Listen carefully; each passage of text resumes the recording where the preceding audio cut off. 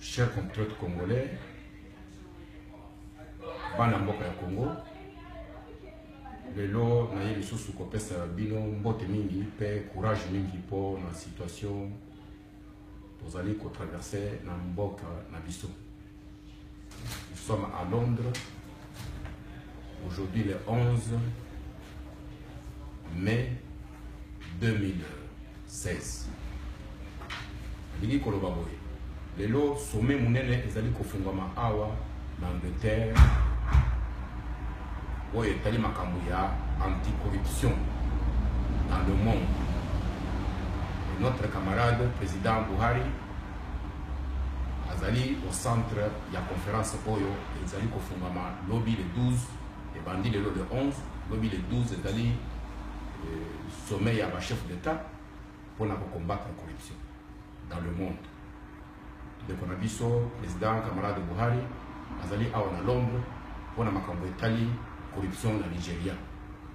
Voyez que mboka na biso Congo ezali très corrompu aujourd'hui.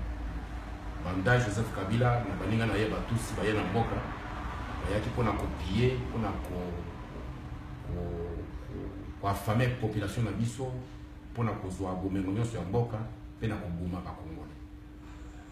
Alors ngai na lelo surtout pour un dossier où Tali Moïse Katumbi. Total problème il y a actualité ya mboka.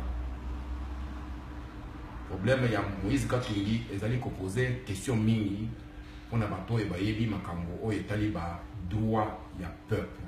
Makambo etali constitution ya ba mboka. Mboka na biso ezali na loi. Du temps ya Mobutu toyebaki ke pour ozala au prétendre ozala président ya mboka ya Congo il faut ozala Congolais de père et de mère. C'est dans l'article de constitution du temps de Mobutu. Congolais de père et de mère. Pour le Bakewi, là, il y a un président Yamboka. Banda, Congo, ils allaient sous occupation, il y a tout si. La constitution, il y a un 1 plus 4. En 2003, la constitution a vu son article 72. Oyo constitution basala qui immédiatement après accord ya Pretoria oyo même qui président moko na 4 vice-présidents oyo tozali ko benga 1 plus 4. Donc article 72 la constitution na biso wana oyo tozala ngo lelo ezali koloba ke po okoma président ya mboka ya Congo na alinéa 1 ya article 72 la constitution de la République démocratique du Congo ezali koloba ke il faut aux ala Congolais d'origine. Donc, ce qui toqué musika, pour toyer ba Congolais d'origine, et l'in kolobani, la loi organique faite par la présidence de Joseph Kabila en 2004, la loi numéro 024 du 12 novembre 2004 sur la nationalité congolaise d'origine, ils allaient kolobaboy. Pour prétendre aux la président ya mboka ya Congo, il faut appartenir à un groupe ethnique ou à la nationalité où il y a na Congo après notre indépendance. Ça veut dire à partir de 60, aux la mutu oyo aux allez appartenir à l'ethnie Songolo, ya mboka ya Congo où ils allaient connus depuis le temps de Belge. Peu aux la Motu Oyo, vous avez la nationalité ya Congo. Deuxièmement, vous avez le président Yamboka, donc vous avez citoyen d'origine, donc vous avez la nationalité d'origine ya Congo. Ceux qui vous avez des pères ou des mères. Quand on a vu ça, va changer qui père et mère va commis vous avez des pères ou des mères. La constitution on a été taillée sur mesure. Troisièmement, Balobi, pour reconnaître que vous avez Congolais d'origine, il faut que vous avez un bébé ramassé sur le sol congolais où il y a Zanga Tata, Zanga Mama. À ce moment-là, vous allez reconnu comme wana bébé sans parents reconnus. Vous allez accepter comme enfant ya Congo parce que trop beaucoup comme on a. Quatrième condition, les alliés, pour aux Congolais d'origine, il faut aux apatrides. Ça veut dire qu'aux Angli Moka. Moka, tant Moko, il y a un monde entier pour reconnaître que aux Angli de Konabango. À ce moment-là, sur base de la loi, on a étude de la loi, on peut reconnaître que comme moi, il y a Congo. C'est bandé. Situation que nous avons vivre les lois dans Mboka, ils allaient composer par question mine. C'est comme si le Congo d'aujourd'hui a zanga ba juriste, na ba constitutionnaliste. Parce que vous il y a Moïse Katumbi, na Vital Kamerhe, oui, il y a président du Congo. Constitution et lobby, il faut aux citoyens d'origine, congolais d'origine.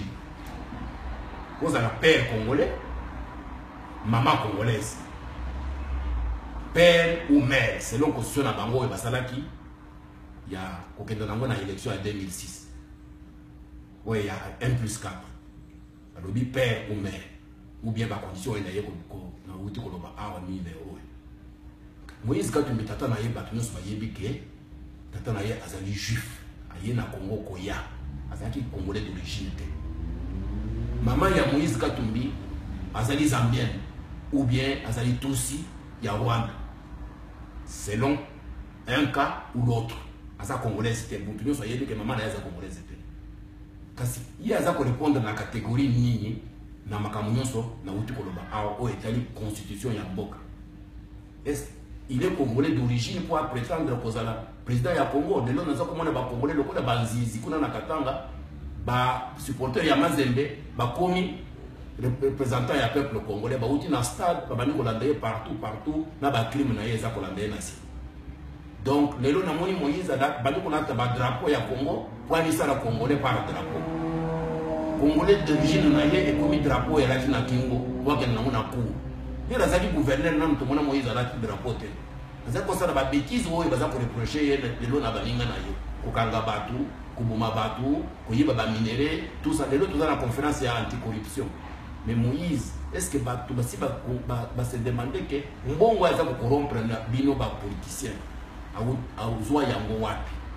dans tous les pays du monde? Pourquoi aujourd'hui à Londres, il y a la conférence anticorruption? Batukola ba Moïse Katumbi na ba Vital Kamerhe place na bango ezali na kati ya prison ezali te libanda ba déranger économie ya mboka ba détruire mboka mobimba ya Congo na copier ba minéraux na biso lelo baza ko se positionner que ba komi ba candidat président déjà par usurpation ya nationalité congolaise d'origine wana ba to imi ba il faut okanga bango place na bango ezali na kati ya prison parce que ba ko prétendre te ata un jour kozala président du Congo, même Ken Wadondo rentre dans la même catégorie. Lui, il est juriste, il comprend de quoi je parle. Ken Wabaye na ye Koya, nanda Koya, un Congolais. Maman na ye Azalaki, tous rwandaise. Papa na ye polonais, juif. Bango nous sommes dans la catégorie O. Ça veut dire que aujourd'hui, na ye pour tout na Congolais. Droit na Congo, il n'a pas d'application. Il faudra que biso bana Congo tofungula miso tofungula matoi to banda ko questionner origine ya bato mutu nyonso ko prétendre congolais d'origine après sa candidature si oyo constitution na biso eza ko accepter te azala ata candidat ya mboka wana te soki ya Timusapi place na ye ezali wapi eza na prison alingi lisusu koloba boyi. Nous aussi, pour mon gouverneur Mobimba, nous avons 1000 camions. Il y a que transporter des minéraux, il y a Katanga, pour la poche en Afrique du Sud, dans le monde entier. Près de 10 ans ou plus de 10 ans, gouverneur de Katanga, Moïse Katumbi n'a fait que vendre des minéraux pour sa propre poche. Les lots a commis multi-milliards. Dans le compte, il y a Kobumba, Panama, Mboka Mususu, partout. Ngai na Moïse aussi te kutana na ici na Londres na hôtel Dorchester. Place na ye munene ezali hôtel Dorchester. Ayaka kosala nini a koteka ba minéraux pour na compte na ye. Ye moko ayebi discussion nini tozwaka ye na ngai na hôtel Dorchester na Londres. Alingo kende musika te nazaka na ye kaka kokebisa bana ya Congo ozali ba malanda ngulu ndenga bolobaka. Il faudra commencer à questionner l'origine ya batou na origine ya mbongo baza nango na maboko. Soki moto ayibi mbongo ya l'État, place na ye ezali wapi makala. Sans d'abord que j'entre dans les dossiers, il y a des mercenaires. Ce qui gouvernement ya mboka, ta gouvernement dictatorial balobi ke yo côté si batuna minduki na kati ya mboka. Mais c'était un crime très grave. Il ne faut pas que tous soient makambo ko na bana nike.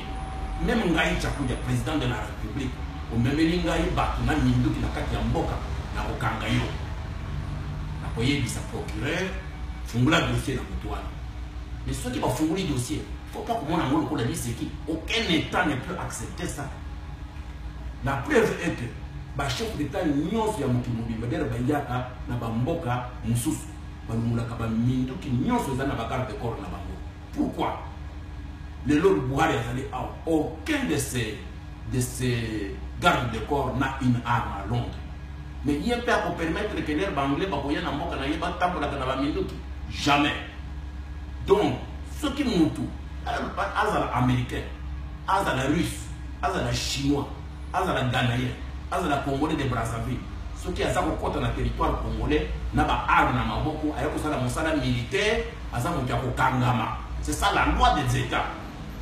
Donc Moïse Katumbi ne fait pas exception. Ce monsieur-là, il a été gouverneur pendant autant d'années. Ayebilo en bokate. Ce qu'on y a qu'il y a un stade, azui ba supporter ya Mazembe babima na stade balandaye alati drapeau ya Congo pona bakamba za kopesa bango bambongo bakay na stade baza kokabola bambongo mbongo nyonso baza kokabola wana e utaka wana na mona un jour nani Moïse Katumbi atindela ngo ikasanji na Mbushimai $100,000 en espèces au pona ko construire stade ya Mbushimai. Mais est-ce que vous mona makamwana wapi? Il n'y a pas de banque, il n'y a pas de caisse d'État. Où est-ce que tu tires $100,000 en espèces auquel le gouverneur Moussous avion et pays, vidéo, ils allaient sur Internet. Donc, beaucoup de avion et Lubumbashi, bakay na mbongo na maboko, bakay ko pesa ngo ikasanji. Eza kuta na caisse mine. Lelo, beaucoup de groupe ya ba politiciens na ba oyi batako la ba miniere, ba komi sikoyo na Lubumbashi, o to komi kolanda Moïse na sima, pour pesa bango ba mbongo. Oh, Kamere, baza ko bate idéologie ya Moïse, ce que vous voulez la présidente de la République. Il faut que même Moïse c'est parti na yo ezali na Comboni. Quel est le nom du parti de Moïse? Na yebité. To moni ba mususu ba sangani na ba étranger, ba lobi Moïse ndé a commis chef na biso. Bino vous en avez parti politique. Comment vous pouvez vous assembler avec ba parti politique na bino? Bo pesi mutu azana parti politique te, bo sangani na yende nini, bo yokani ndenge nini po bino bo ma ba parti politique na bino, bo pesi mutu qui n'a pas de parti politique comme chef na bino. Bakamunyo soyo kaka ba corruption ezana kati. Moïse alobiki akosomba batu nyonso na mbongo oyo asi ya yibi na katana. Le biso tout ça koloba que Moïse doit répondre de l'origine de sa richesse. Mbongo azui wapi en très peu de temps. Kozwa ba carré minier, côté que la bateau, kozwa gratuitement en moins d'un mois, côté qui a 60 millions, 60 milliards, ainsi de suite. Donc mbongo nyonso na zali mbongo ya état congolais. Qu'est-ce qu'il y a pour quand vous êtes mercenaire, nous avons un peuple, vous allez la Moïse à se défendre là bas mercenaire maillé, pas à la bas américain, pas à la bas canadien, pas à la bas togolais, pas à la bas burundais ou bas rwandais. Le gouvernement a dit que à côté si bateau a on a mis d'où, bah la question ils sont batouana. Alors, boutique à justice, ça, ça, et ça dit à solo bien, il ne faut pas embrouiller les gens auxquels on a un drapeau, au commissaire Koyo, yo, ça juif, maman zambienne ou Toussi, aux pour la constitution, vous ne respectez même pas la constitution, ils ont dit régime qui gouvernera dans yo. C'est quoi, la commis candidat président. Vous dites toujours qu'on s'est caché derrière la politique pour ça, là, banni, il y a crime, il y a finance, les crimes économiques. Donc, trop c'est trop, le Congo doit revenir aux enfants du Congo d'origine, comme la Constitution dit, les enfants du Congo d'origine, avec les 4 catégories que je viens de citer. Ou bien, tata nayo, maman nayo, basaki ba congolais, ndenge ba munyo ba déformat qui constitution, ou Mobutu zaki nango, père ou mère. Mobutu allait même plus loin. 4 générations doivent se suivre avant au prétendre que la président ya Congo. Mais ngai naye bisabaninga naye bisabandeko le temps est venu pour que Mboka Nabiso et Bama pour respecter la loi. Pour que chaque personne qui vient au Congo puisse connaître que Mboko Yezali Mboka Yaba Congolais. Le Congo au Congolais.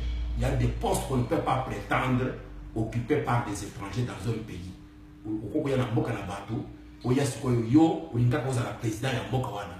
Mais il y a vous allez contre la loi fondamentale du pays, où il y a une constitution de Mboka Nabiso. Donc, ma caméra, tout ça, il y a des films. Moïse a fait un stade, après si Bambongo ya Libi, na même peuple wana baza ko landele ko na banzizi. Au lieu baye bisa gouvernement bo kanga monto yo, bo azongi sambongo nyonso a Libi na ba minéraux na biso et kota na caisse de l'état et ça li sa ba mboka et tonga ba école et tonga ba nzela et tonga ba hôpitaux et pesa ba misala na bato. Non, moi je ne connais même pas la société de Moïse. Il engage combien de gens, il paye combien à l'impôt, donc la même chose na ba camé ba ye lobby awa bazali ki ba étranger lelo ba komi ba congolais ba limisi ko ba koma ba président ya Congo. Mais moi quoi les na droit parce que Joseph Kabila est venu aussi comme étranger assis à Zui bino nyoso bolingi sikoyo bo ba ko sakana na biso tant et komi to kota sikoyo na makambo o Italie la vraie loi ya mboka. Tolingi to asseoir justice na mboka wana, tolingi to yeba qui est qui, il faut tout ça le recensement na mboka, to yeba qui est congolais, qui n'est pas congolais, même dans l'armée, même dans la police, par côté des bisous de l'union.